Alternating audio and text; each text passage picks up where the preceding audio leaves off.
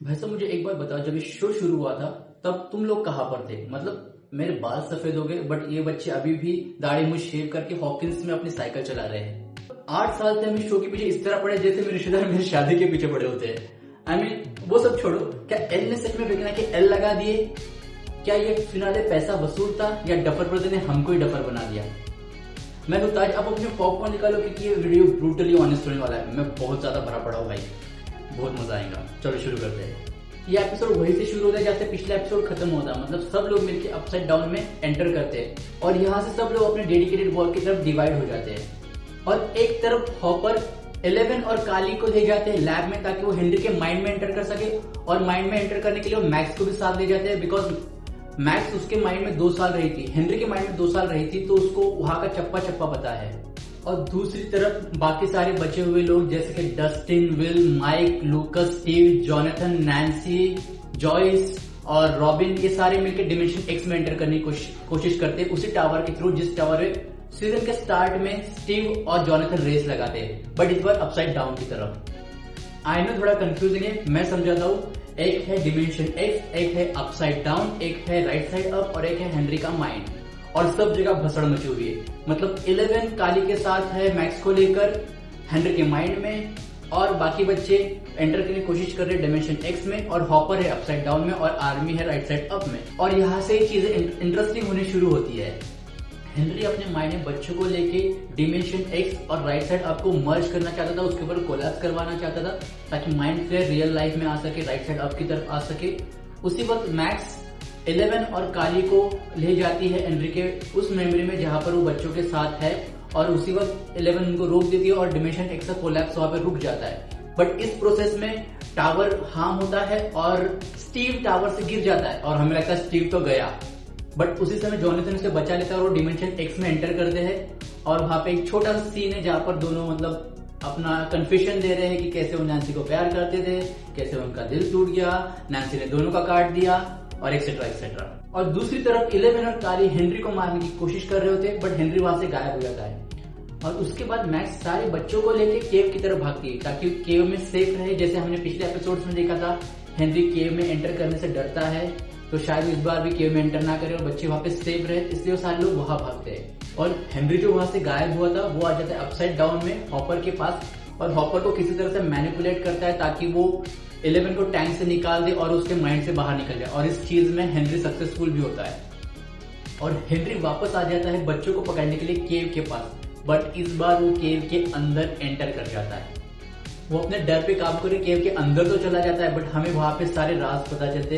मैं ज्यादा स्पॉइलर तो नहीं देना चाहता, बट यहाँ पे हमें पता चलता है कि सब कुछ कैसे शुरू हुआ। हेनरी भी एक अच्छा बच्चा हुआ करता था, एक सबकी तरह एक मासूम सा बच्चा था, और कैसे वो सारी इन सब चीजों में पड़ा और कैसे वो माइंड फ्लेयर से कनेक्ट किया।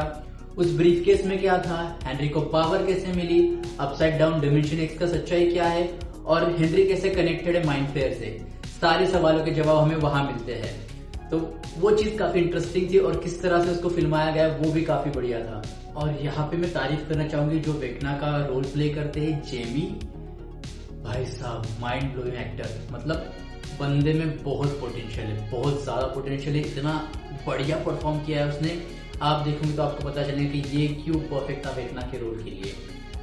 मतलब बाकी सारी कास्ट भी अच्छी है, बट जेमी और उस केव वाले सीन के बाद लगता है कि भाई साहब अब शुरू होंगी असली तबाही, अब दुनिया का सर्वनाश होगा। माइंड फ्लेयर वहां पे जाग गया है, Mind Flayer right side up में आगे पूरी दुनिया बर्बाद कर देगा, या एटलीस्ट हॉकिंस तो बर्बाद कर देगा।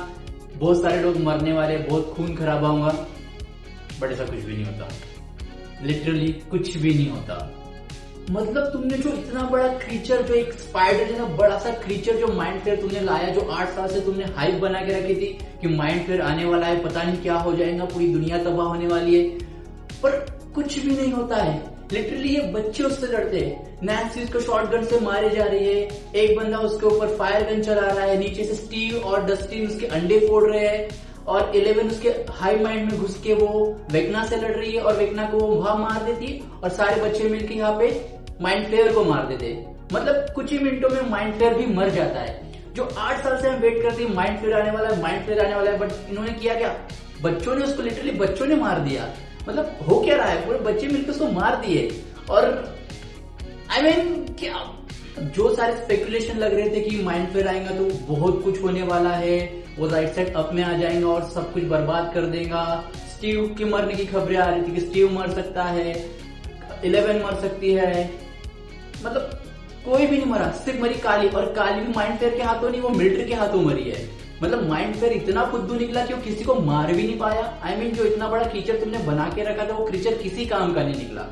शायद डफर ब्रदर भी यहाँ पे बोर हो गए थे 8 साल से यही सीरीज को बनाते हुए, तो वो भी बोल रहे यार खत्म करो यार, कब तक ये चलता रहेगा। मतलब 2 घंटे के एपिसोड में वेकना और माइंड फेयर पहले 1 घंटे में ही मर जाते हैं। जो उसके आगे का 1 घंटा था वो ऐसे लग रहा था कि बस इन्होंने बना दिया है बस एक हाइप क्रिएट करने के लिए, और उसमें कुछ भी नहीं था। कैसे रॉबिन अपने रेडियो में खुश है, कैसे ये सब लोग ग्रेजुएट हो रहे हैं, कैसे लूकस और मैक्स का रिलेशन आगे बढ़ रहा है, कैसे बाकी बच्चे जो स्टीव, जॉनथन, नैन्सी, रॉबिन अपने फ्यूचर प्लानिंग्स कर रहे हैं, हॉपर जॉयस को प्रपोज कर रहा है, ये सब दिखाया जा रहा है। मतलब कुछ भी नहीं, यहाँ पर कुछ भी नहीं था 1 घंटे बाद। और अगर परफॉर्मेंसेस की बात करूं तो 11 जो हमें डिसअपॉइंट करी थी सीजन से शुरू होते ही, इस बार थोड़ा उसने अच्छा काम किया, बट फिर भी वो इतना ज्यादा कुछ चीज नहीं कर पाई कि हम बोले अरे बाप रे इसने क्या कर दिया, ऐसा कुछ नहीं हुआ। और लिटरली तुमने डॉक्टर के तौर पे लिंडा हैमिल्टन को लेकर आया और उससे कुछ भी नहीं कराया। 2-3 सीन है और उसमें वो कुछ भी नहीं करते दिखाई देंगे तुमको। मतलब इतनी बढ़िया एक्टर तुमने लाई क्यों अगर तुमको उससे कुछ भी नहीं करवाना था तो। और एक सीन में जॉयस कुराड लेके आती है और शी बी लाइक सबका बदला लेंगे तेरी जॉयस, और वो गर्दन काट देती है वेकना की। मतलब चल क्या रहा है। शुरू में जब ये एपिसोड शुरू होता है ना, ऐसा लग रहा था कि सिनेमा लेवल होने वाला है। जैसे पिछले एपिसोड में कैरेन ने डेमोगॉर्गन्स को उड़ा दिया था, यहाँ पे ऑस्टिन तो पूरा के पूरा हेलीकॉप्टर को उड़ा देता है। वो देख के बहुत मजा आता है, अभी लग रहा था अब तो कुछ होगा, अब एक्साइटिंग होगा। और एक सीन था जहाँ पे नैन्सी माइंड फ्लेयर को गन से मार रही है और केव के अंदर जाती है। वो सीन देखते हुए कहीं ना कहीं जुरासिक पार्क के एक सीन की याद आ गई, जहाँ पे टी-रेक्स उस एक्ट्रेस को खाने के लिए उस केव में अपना सर डालता है। बिल्कुल वो सेम वहां से उठाया हुआ लग रहा था सीन, या तो इंस्पायर लग रहा था। सच बताओ तो मैंने कुछ ज्यादा एक्सपेक्ट किया था इस एपिसोड से। मुझे लगा था कि बहुत ज्यादा कुछ होने वाला है, तबाही मचने वाली, बहुत सारे लोग मरने वाले हैं, बट कुछ भी नहीं हो रहा था शो में। बस फ्लैट चला गया। 1 घंटे के बाद तो शो पूरा फ्लैट था। हाँ, कुछ मेरी थ्योरी जो थी, मैं जो पहले अपने थ्योरी वाले एपिसोड में बना चुका हूँ, वो थ्योरी यहाँ पे काम कर गई। जैसे कि फेक डेथ होने वाली है और काली उसको बचा लेंगी, वो वाली मेरी थ्योरी यहाँ पे सच साबित हुई।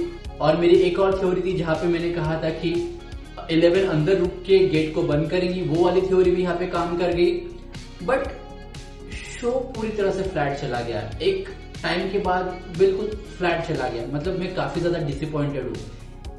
कुछ चीजें इसमें वाकई में अच्छी थी, जैसे इसका बैकग्राउंड स्कोर बहुत अच्छा था, परफॉर्मेंसेस बहुत अच्छे थे, बहुत तगड़े थे, बट यहाँ पे डायरेक्शन कहीं ना कहीं मार खा गया। पता नहीं, स्क्रिप्ट में बहुत सारी कमियां थी यहाँ पे कि शो यहाँ पर बहुत ही ज्यादा फ्लैट चला गया। मतलब जो तुमने हाइप क्रिएट की थी कि माइंड फेयर आने वाला है, बहुत कुछ होने वाला है, पर माइंड फेयर तुम्हारा इतना फुद्दू कैसे निकल गया कि वो तुरंत 2-3 मिनट में मर गया। आई मीन मैं बहुत ज्यादा डिसअपॉइंटेड हूँ। आप लोगों को ये एपिसोड कैसे लगा प्लीज कमेंट में बताओ कि आपकी राय क्या है, आपको ये पसंद आया, आप खुश हो ना खुश हो, सब कुछ मुझे बताओ। और प्लीज सब्सक्राइब करो पॉपकॉर्न एंड ताज को, मैं ऐसे ही आपके लिए रिव्यूज और ब्रेकडाउन लाता रहूंगा।